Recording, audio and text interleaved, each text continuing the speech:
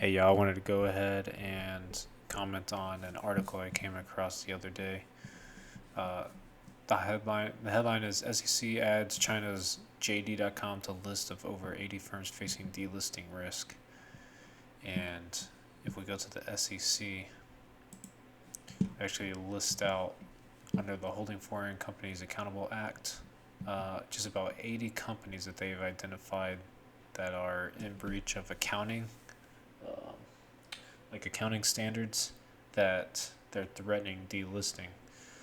And I'm unsure what date these companies would be delisted if determined to be in violation. But there's a couple articles we're going to get into. One of them states that 240 companies would be delisted by 2024. I'm unaware if that would be, some of them are delisted over time and totaling 240 by 2024, or if all of them would happen at the same time. But basically, the Holding Foreign Companies Accountable Act passed in 2020. Um, it identifies public companies that have retained a registered public accounting firm issue an audit report where the firm has a branch that is located in a foreign jurisdiction, or public company accounting oversight board, which is kind of like the executive arm of this act, has determined it is unable to inspect or investigate completely because of a position taken by an authority in the foreign jurisdiction. And in regards to these Chinese companies, they're saying that either the local governments or the federal government is blocking some of the information uh, from being released about the companies. Maybe China deems it like a security risk. This company makes arms for the military, or something along those lines. Or we're gonna get into it here. Some of the stocks that I like to follow, Jinko Solar and Canadian Solar, are actually listed. So maybe the government feels uh, they don't want us to know how many solar panels, or how quickly they're transitioning their energy system. I'm not sure. There's very limited information, but here's a list of the companies here, and I'll put the link in the video description. But I'm gonna scroll down to Jinko Solar is listed first.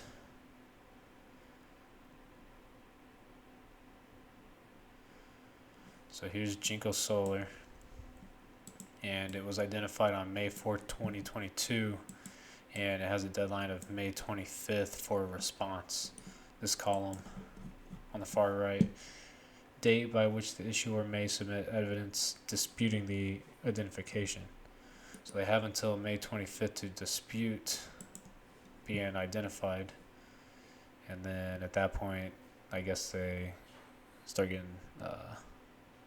inspected. And then here's Canadian Solar. Same day they were identified, and uh, they can respond by May 25th. You see names on here like NIO, the car manufacturer, and lots of other companies. So if you do hold any stock in any Chinese companies, definitely worth looking into. And I've dug into this a little bit. I wanted to pull up some of the provisions from the act. So there's very many pages of this, 52 pages to this article here.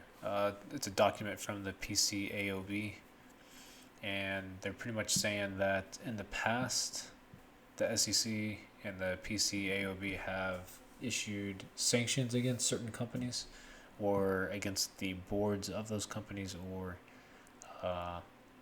various workers or leaders of companies, to try to um, parse out some of the details, some of the accounting for these companies that they're interested in getting their hands on. And they are pretty much not getting anywhere. So this part here states that Congress enacted the Holding Foreign Companies Accountable Act, which amends Section 104 of the Act which calls for the board to determine whether it is unable to inspect or investigate completely registered firms located in a foreign jurisdiction because of a position taken by an authority in that jurisdiction. And among other things, also mandates that the board make such a determination. Commissions shall require covered issuers that retain firms subject to the board's determination to make certain disclosures in their annual reports, and eventually shall prohibit trading in those issuers' securities. So that would be delisting from the New York Stock Exchange, basically. And it's saying eventually if certain conditions persist. So up to this point, I'm unaware of Jinko Solar, Canadian Solar being any violation of accounting. So I would doubt that they would jump to completely delisting. Maybe they would try sanctioning first.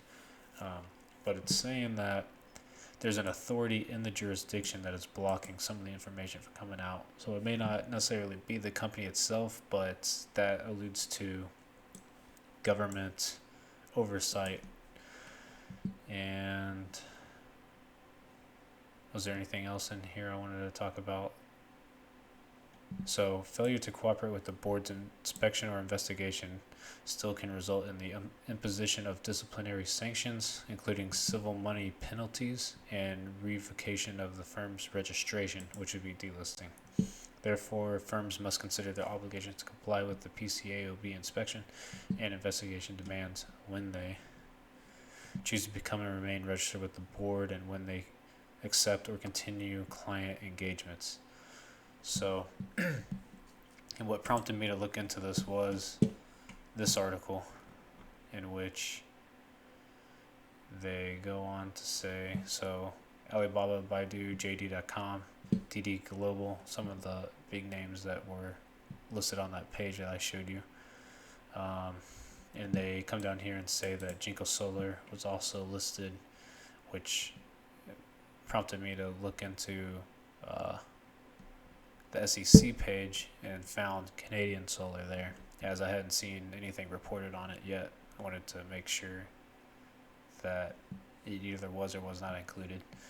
And then if you follow this link here, so the argument from China, the request has so far been denied by China on national security grounds, but regulators in the two countries are discussing operational details of an audit deal that Beijing hopes to sign this year. And if you read more,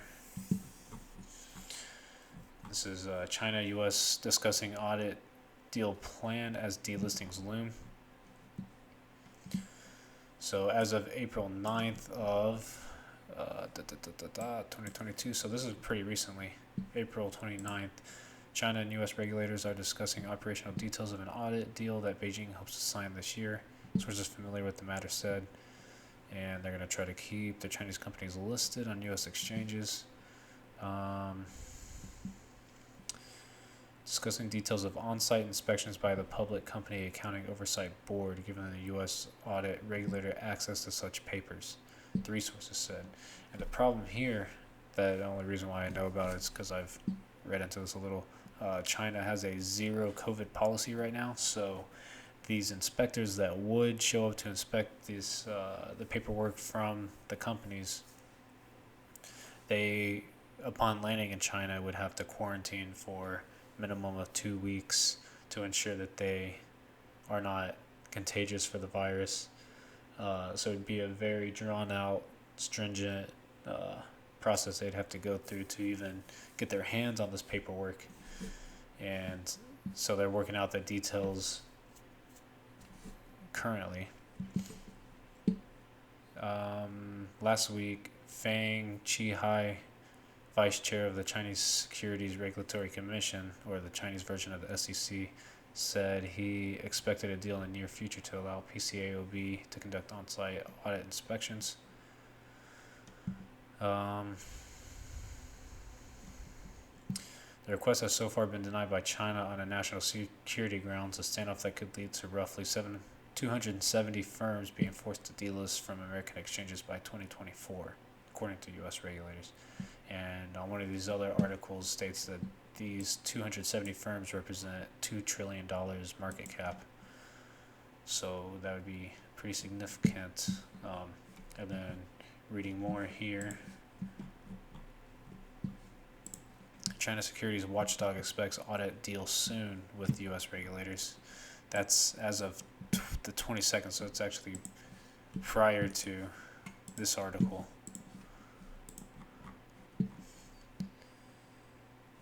Chinese security watchdog is holding regular talks with U.S. regulators over audit cooperation. Expects a deal soon. And let's see. He says, I'm very confident that we will reach an agreement in the near future so that PCAOB could conduct checks on Chinese accounting firms in China in a reasonable way. The uncertainty will be removed soon, and this will be good news for Chinese stocks listed overseas. Okay. This is giving negative outlook to the situation. And this is also, so this came out saying there's pretty good news so far. But then May 4th, so this article and the prior article were dated back in April. But on the SEC page, a lot of these are listed on May 4th. So these were added to the potential delistings. At the same time, these articles are saying they're nearing a deal. Maybe the deals aren't going as well as they're leading on here. I'm not sure. And then this article here, U.S. and Chinese accounting regulators discuss potential audit deal. This is dated 3 hours ago. So this is from today. U.S. accounting regulators are discussing a potential deal with their counterparts in Beijing that could pave the way for American officials to inspect audits of Chinese companies. Yeah, we've seen that be used already.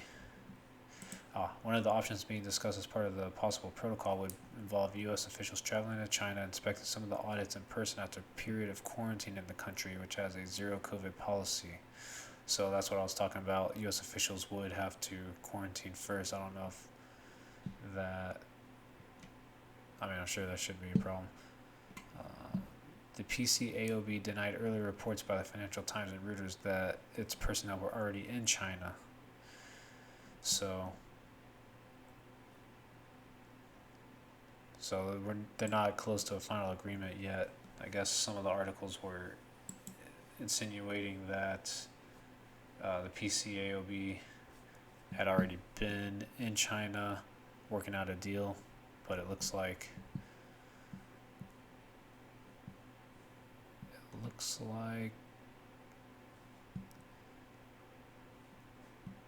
maybe they're not even there yet, because this doesn't state that they are there, but it's saying they denied earlier reports by Financial Times and Reuters. These were actually from Reuters that I was reading from. So they're saying that no one has been there since 2017. And speculation about a final agreement remains premature. Okay. And this is saying it's been bad for stocks.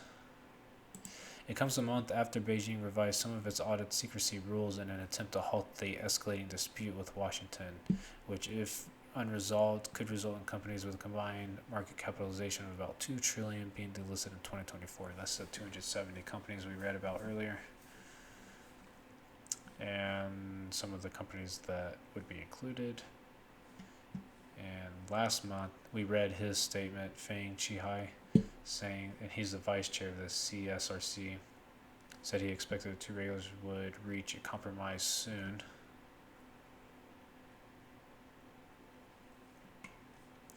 His comments were made after the CSRC said it would relax confidentiality laws that prevent its overseas listed companies from providing sensitive financial information to foreign regulators. It was a significant concession to pressure from Washington over access to audit documents, but left some areas of concern as the new draft rules explicitly prevented companies from sharing state secrets. So they don't want some of the information about these companies getting out. We know China's a communist country, so there's very close intertwined between their corporations there. And this week, Goldman Sachs published a report citing a senior executive of consultancy China Moon Strategies, who said they believe there was a 90% chance China and the U.S. would reach a compromise that would prevent the delistings. So that's positive. China tends to wait until the last minute, but this time could be different as the market is pushing. Okay, they're going to feel pressure from the. I'm sure they don't want that $2 trillion to just dry up. And if these articles state over and over that investors are kind of punishing these stocks, but I don't know, that's kind of hard to determine given the state of the market currently. This added Chinese companies are still welcome to raise capital in the U.S. despite an effective halt to deal making since the calamitous initial public offering of ride-hailing app Didi Chuqing last June, when Beijing launched a regulatory crackdown that caused the share price to fall 90%. Kind of irrelevant.